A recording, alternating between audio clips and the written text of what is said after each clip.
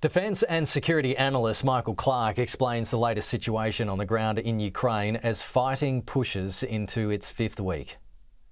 The story of the last couple of days is Ukrainian counterattacks. They're really doing very well. So they're counterattacking in the northeast and the northwest of Kiev. The Russians are digging in, going very defensive. The Russians are being pushed back a bit from Mykolaiv. The Ukrainians are keeping them away from the city, which is the gateway to Odessa, which must be the main strategic objective. And the Ukrainians say they think they'll retake Kherson, which is the only city of the Russians, a significant city the Russians have really got.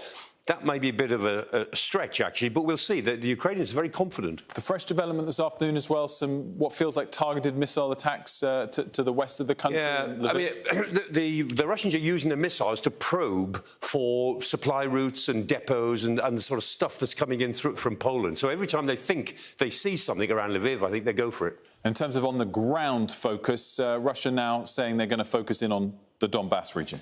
If they are saying that, we've only got one statement. I mean, Joe Biden has said he's not sure that that's true. I know that the rest of us are not sure that's true.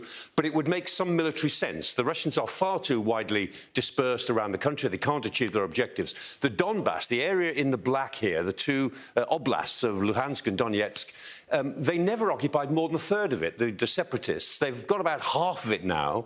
If they concentrated their forces, and they've got 10 more battalion tactical groups forming, if they sent most of them, 7,000 men, to the area, they could probably hold the Donbass. They could probably take it. So that makes a certain amount of military sense. It's far, far less than Putin started with, but there you go. Of course, they've held Crimea since 2014. This focus now on the east is part of that, an aim to try and connect this red-shaded area together? Yes, it could be. I mean, the idea of a land corridor between the Donbass and Crimea, which has been illegally occupied since 2014, makes, again, a certain amount of sense. And they might want to go for that, although they might have to pull back from Kherson and Mykolaiv, which they really can't hold, probably.